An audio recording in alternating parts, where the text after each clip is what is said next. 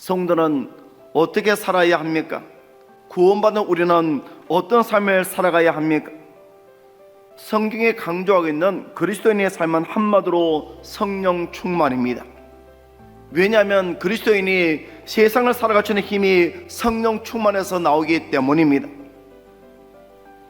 오늘날 교회 안에 신앙은 있는데 생활이 없는 성도들이 많습니다.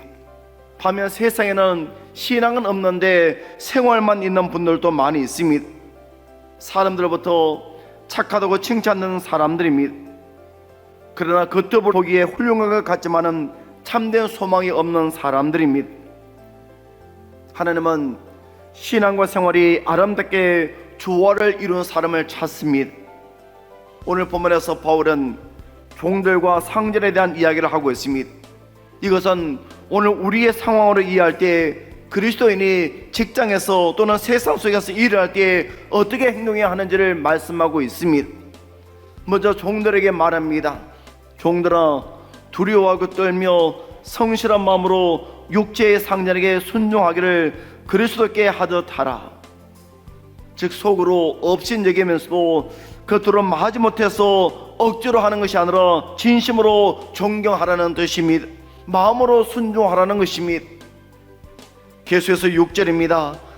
눈가림만 하여 사람을 기쁘게 하는 자처럼 하지 말고 그리스도의 종들처럼 마음으로 하나님의 뜻을 행하고. 우리가 눈가림만 하면 사람은 기쁘게 할 수가 있습니다. 그러나 우리 하나님을 기쁘게 할 수가 없습니다. 왜냐하면 하나님은 사람의 마음을 알으시고 마음을 보시기 때문입니다. 그래서 일을 할 때 내가 하나님 앞에 있다는 마음으로 성실하게 감당해야 합니다. 옛말에 곰을 만나게 되면 죽은 척 해야 살 수 있다고 했습니다. 어떤 사람이 길을 가다가 곰을 만나 정말 죽은 척 했습니다. 근데 그 곰이 착한 곰이라 이 사람이 진짜 죽은 줄 알고 묻어주고 갔다고 했습니다. 우리가 잘못 척하면 죽을 수가 있습니다.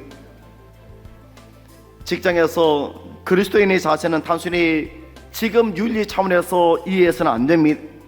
직장에서 그리스도인의 자세는 신앙 그 자체입니다. 여러분, 우리가 예수님을 믿는 그리스도인이라면 자신의 신앙이 세상 속에서 나타나야 합니다. 그리스도인답게 삶을 살아가야 합니다. 절대로 눈가림으로 해서는 안 되는 것입니다. 우리 하나님께서 모든 것을 보고 계십니다.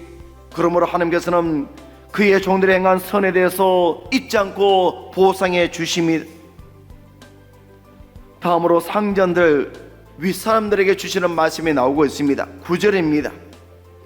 상전들아, 너희도 그들에게 이와 같이 하고 위협을 그치라. 이는 그들과 너희의 상전이 하늘에 계시고 그에게는 사람을 외모로 취하는 일이 없는 줄 너희가 알미라. 여기서 바울이 상전들에게 말하고 있는 것은 두 가지입니다. 첫째, 너희도 그들에게 이와 같이 하고, 종이 상전을 섬기듯이 상전도 종을 섬겨야 한다는 말입니다. 예수님은 우리의 영원한 상전이십니다. 그럼에도 불구하고 예수님은 종이 되셔서 우리를 섬겨주셨습니다. 그 섬김의 최종 클라이막스가 십자가의 죽음이었습니다. 두 번째는 상전들에게 위협을 그치라고 말하고 있습니다. 자기의 지위와 권한을 남용하지 말라는 것입니다. 사람은 완전하지 않습니다. 불완전하고 실수가 있기 마련입니다. 그러므로 예수님이 우리의 잘못을 용서하듯이 우리도 다른 사람을 용서할 수 있어야 합니다. 우리가 잘할 수 있도록 격려하며 살아가야 합니다. 여러분, 이제 무슨 일을 하든지 그리스도께 하도 모든 일에 최선을 다하며 살아갈 수 있기를 원합니다. 그리고 누구를 대하든지 그리스도께 하도 섬기며 살아갈 수 있기를 원합니다. 그래서 나의 신앙이 생활을 통해 보여짐으로 하나님의 기쁨이 되고 영광이 되는 복된 삶을 살아갈 수 있는 우리 모두가 되시기를 간절히 축원합니다.